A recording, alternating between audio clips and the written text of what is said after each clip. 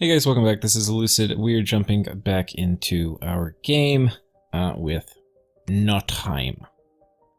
So, not too much is happening this turn in terms of events, but in terms of global kind of what's happenings in the world, there are some things. We summoned a bunch of firebirds. We empowered ourselves in blood with 2 of our guys, so we are making very good, efficient use of early blood slaves. Yeah. So actually we should probably rename you, give you a cool name. Like, I think you could be Jacinka. The werewolf. So he's gonna blood hunt. Or she. It's a she. So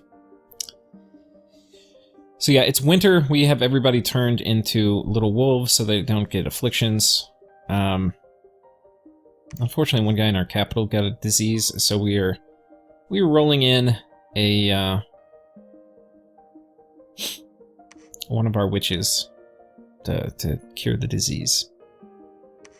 So that's going on. For events, everywhere except our capital, we get bad events because apparently we took Misfortune 3 again. But in our capital, where we have the Firebirds, the game decides to not break and give us good events. But we got 3, which is a lot. The way it works is basically each Bringer of Fortune is an independent chance to get an event. And right now, and I'm pretty sure it happens in the event phase, which means they will all count separately. So we have, let's just call it 50 Firebirds. So that's a 100% chance. So on average, we're gonna get 1 per turn now. And in this case, we got 3, so that's a good bit better than average. But we'll have some where we get 0. And I believe, I've been told, I do not know if it's true, it should increase the proc chance of getting our national heroes. And Niflheim has good national heroes. We've got the Great Hag, we've got Tajits, the Air Nifljarl, who I'll certainly enjoy having in the army. Having a Cloud Trapezing super combatant. I freaking approve. Okay.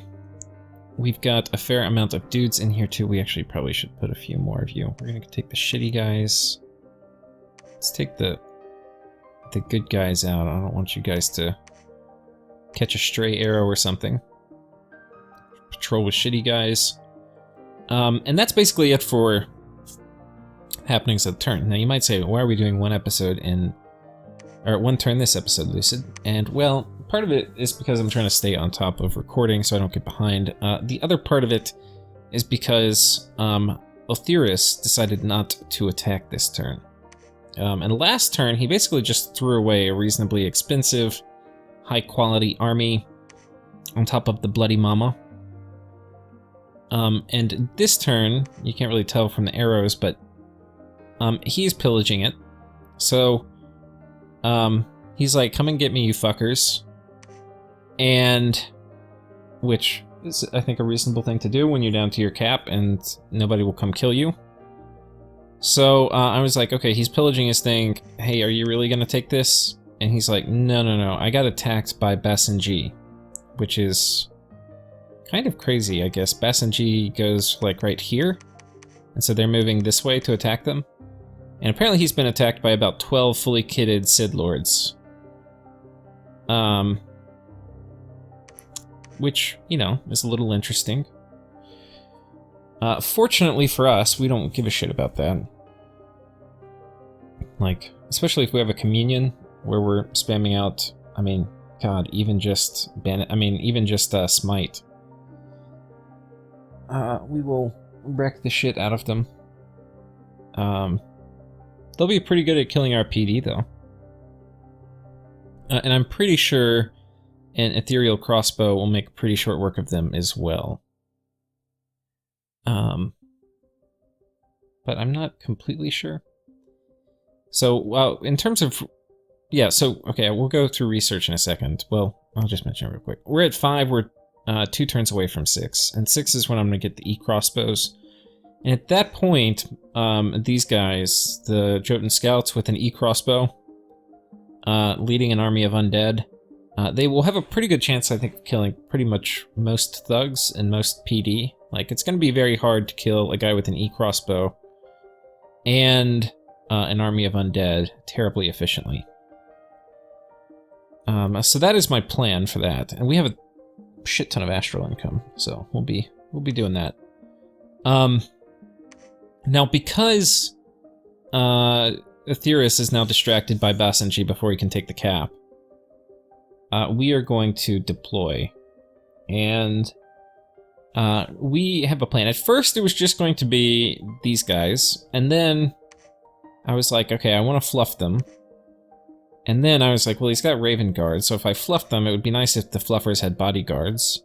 And then I was like, well, you know, these guys are going to be wading into combat, and they might kind of get wrecked, so wouldn't it be good if, in addition to skeletons and fluffers, there was a stream of undead spam? And so this was kind of like a government military contract where the scope just keeps growing and growing and growing until, before you know it, a job that took one person, well, we've got 9 people here sitting and watching. Yeah. So here we go. We are going to send these dudes in. Now, this is a kind of complicated... Okay, this guy's not present, but this is a kind of complicated little setup. And the positioning all matters. So we've got 2 wolves at the back. In the wolf tiles, we each have a thaumaturg. And the 2 thaumaturgs that are in the wolf tile are the masters of the communion. This guy is right here, and this guy is right here.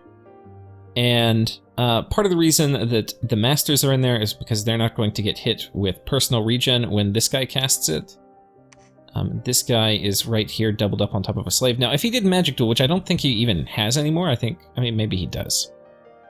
It would be highly unlikely for him to do Magic, like, pop up. I'm not going to tell him I'm coming in. If I did, he might do Magic Duel.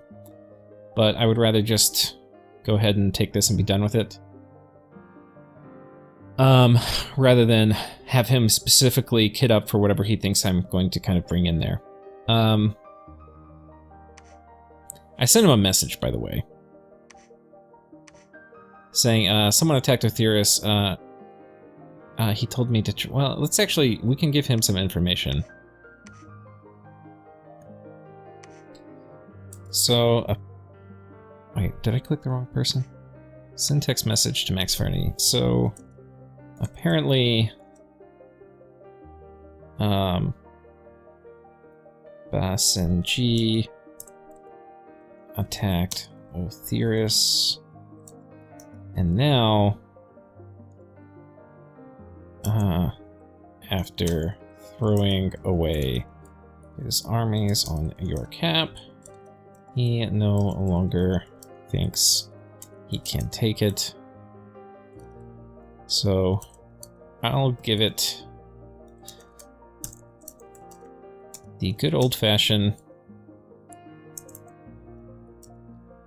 British go.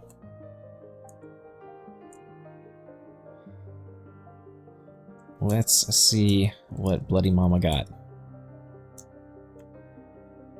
Which is the name of his pretender.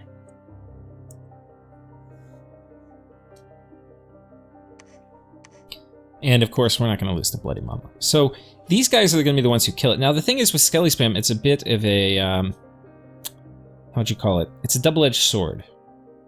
What I am hoping, my hope, my aspiration, my dream, is that...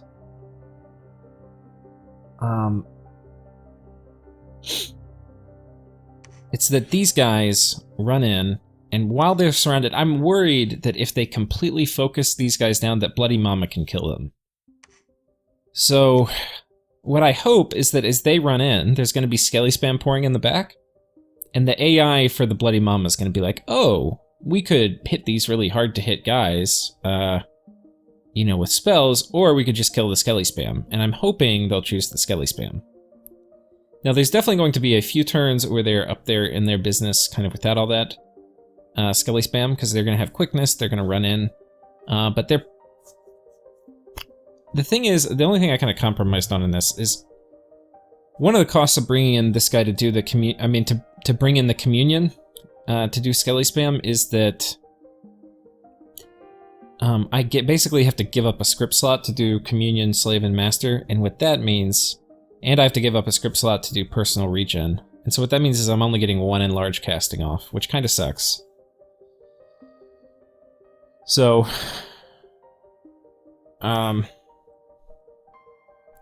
yeah, anyway, that's just life. We're gonna have to deal with it. We are on retreat with this guy. There's a good chance he'll die retreating into enemy territory. But there's, I think, a bigger chance that the battle drags on and he ends up going off script and killing my mages. My communion slaves, because he'll cast, I don't know, maybe some kind of nature shit. Anyway. So he's going to do personal regen, which will hit the communion slaves. Then he's going to do regen twice. He has nature gems in case somehow the communion dies. He can still do regen twice, which will hit these guys. I don't even know if they're going to need it, to be honest. I mean, they're going to be doing liquid body resist fire, because the guy's spamming incinerate and stuff, but we're not going to have any shock resistance, and I don't think I even have any, really. I guess I have some. But, well, let's look at it. For this guy, he's got an eye catcher, which is armor negating damage. So, which honestly, I don't even know if it's going to be like that much better. Like the Flesh Eater just hits so goddamn hard. 14. And this says minus damage. And the guy didn't have eyes, I don't think. So. But I think armor negating's pretty good.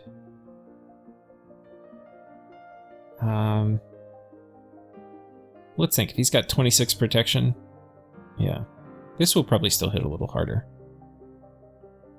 But okay, I could put the... I do have one shock item. I could put it on. If I do, I would have to take off either the Ring of Regen or this. If I took off that, I'm definitely not fatigue neutral. Because I'm going to be 6. Right now I'm 6. Yeah, we're not going super crazy with protection either, because there's not, like, before we had to go crazy because there were going to be Lamashtas and all that sort of shit. Here, we're just really putting on some armor. The guy with the last time I checked had 5 frost resistance. And so Breath of the Winter will probably chip through that a little bit. So there's a good chance we knock him out with that, with Breath of Winter. Or good chance, I don't know. It's going to be Heat Dominion. He has 5 frost resistance. It's going to be kind of marginal, but it might be enough to matter. So anyway, we're going to do it. We're putting it at the end of the script so we don't freeze everybody around us. Hopefully. I am sad we're not getting enlarge off on both of them. Only one will have it. But that's basically the idea. We're also doing anti-magic, because our guys have shit MR, and I don't know if maybe he has some Stream of Life spell or something he's going to cast that will make my guys pop.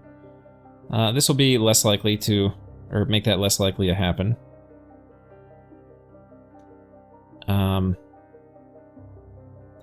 Divine Blessing will, basically it's just a very small mini communion setup. So anyway, I hope that works. That will be kind of fun. And after that, next turn we'll move a big goon squad in to pop the fort, which will be pretty quick. I mean, it should basically be kind of like a one-turn pop, and then we'll probably send the same Scrotties back in, and then they will clear out whatever is inside. Which seems fine to me. And I think that's basically it. The other thing that I'll just say is that I was thinking, who should I attack and all this business, and I basically think I have it figured out. I think I basically have to attack, not have to. I think it makes a ton of sense to attack Basenji. Because, like, what do I need to win? If we have this throne, and we have 3 thrones, right?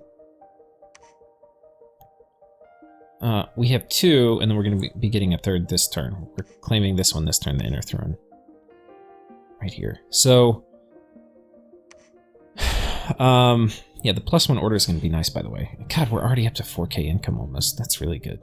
So, if, what did Nazmor go up to? Yeah, that was where a nice portion of our bump came from, was Nazmor finally getting our candles this turn. We've still got a fair amount of our land left to get our candles, which means we're going to get a nice little rise on the income graph. yeah, like income's going up more steady than like province count's kind of plateaued, but income's still going up. Gem income. What did I tell you? We got an air gem this turn. I was pretty stoked about that. Yeah, army size starting to go nuts. But anyway, so Basenji has 2, and I think they have this one, and I think they have this one. I think these are their 2. Now we're probably only going to get 1 from Basenji. To win, I need to get 7. So if I get this one, it will put me at 4, and then I only have to get 3 more. Well, 2 of them would come from if I have to fight Wutz, who's down here, or United Nations Junior. So I think a conflict with them will probably be next, but what I'll probably just do is conquer all of Basenji going out this way. And at some point, Wutz is going to declare war on me. And at that point I go take their thrones, and then I win. So that is kind of my plan. Alternatively, I could make a rush up this way. But my plan is going to be, I'm going to fortify this border with troops and with dryads. And I'll probably put some dryads up here too, so that these guys can kind of go fuck off. And with that complete, we will push into, and we'll have armies up here, but this will just be a really horrible place to attack into. And then we are going to push into Basenji this way. Now on the timing of it, it will be aligned with probably Enchant 7. The awesome thing about attacking Basenji 2 is they're cold 3, so. And they don't have cold resistance. It's really just the perfect matchup. And he's going to have all this stuff on this side of the Empire attacking Othyrus. So, you know, I could backstab Othyrus too. I just don't think that's going to really help. We'll see. I mean, I could do both. I think, God, this game's just fallen. Diplomatically, it's been so easy. But the other thing I want to say is, like, a lot of diplomacy is not really, like, charming or whatever. It's that, my borders are really well fortified, so people don't really want to attack me. People kind of look for easy wars. And I don't think I'm admitting, like, hey, this will be an easy war. Like, I've got Scotty who can kill your whole army. I've got dryads who will assassinate you, and I've got hordes of skeletons, which you do not want to trade troop for troop with. So, there is that. But yeah, so we'll take this. This is going to give us 2 Earth, 1 Astral, and 1 Nature. Which is pretty nice. Those aren't really the ones I need. The ones I kind of need are air and fire, but we won't complain. We won't complain. Are y'all both going like the same spot? You come down here, buddy. We're preaching here, trying to get our Dominion out. I'm sending a Dryad to preach here and Satis Dominion, because I don't have to worry about her getting afflicted. And the sooner we get Satis Dominion out, this is the first time in like 20 turns I've had a candle in the chambers underneath, so if we keep that candle there, I will be a very happy person. Are we okay on PD? Yeah, got PD everywhere. We got a shit ton of money. I probably should look at upgrading some stuff. I'll try it. I'll get a scout here. I'll send a scout up there and we'll go make this. We're gonna keep making dryads.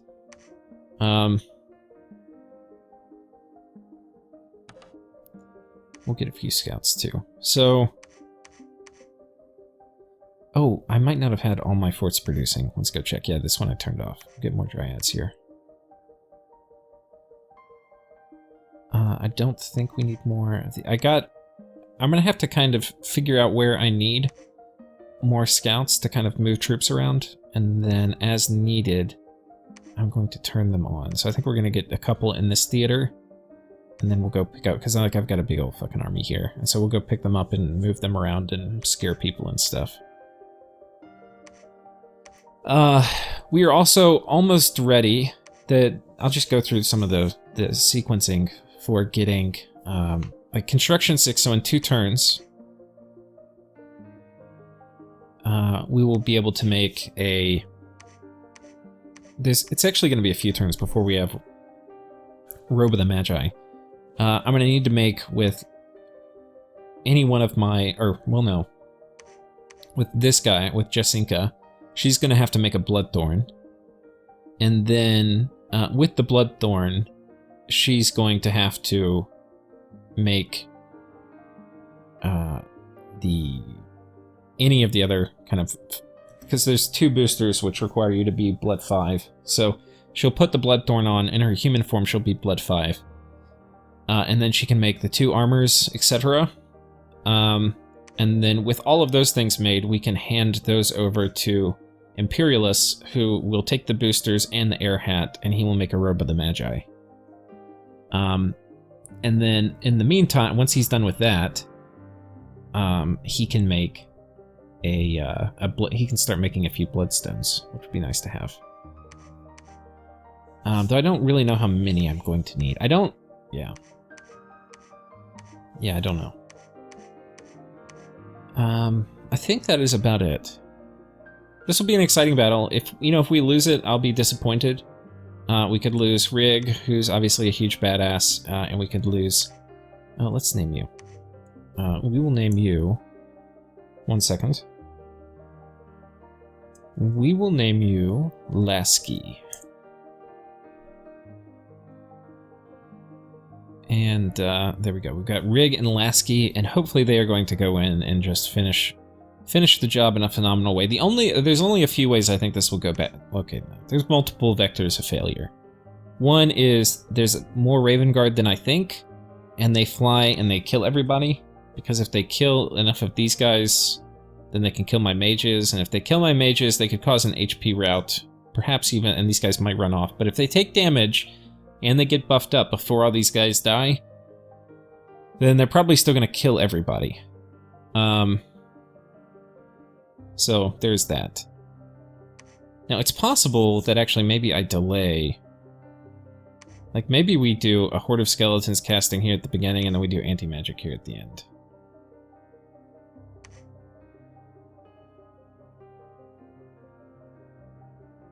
And, like, how important is luck, really? Luck is not going to change this. What could change it, if we look at... Because that's just, like, getting these guys buffed up with luck. Like, okay, whatever. What is actually going to change it here is Horde of Skeletons. Go ahead and get some of those things out early. Because... Yeah, we don't want those Raven Guard killing all our guys. If the Raven Guard kill all of our guys, we're in some shit. But I think with this plan, we're going to be okay.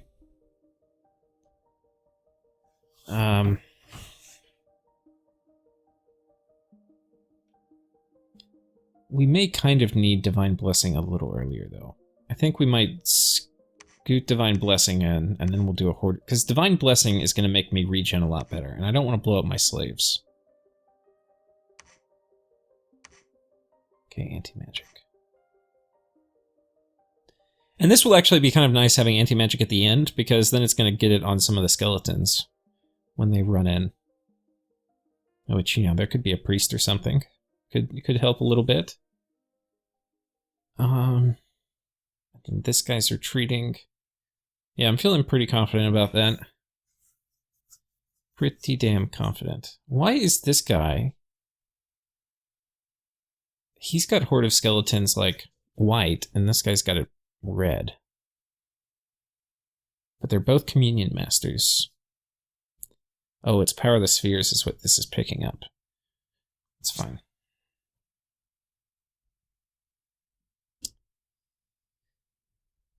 Anyway, I think that should be fine. And with that, I'll see you next time. We'll see if this actually works.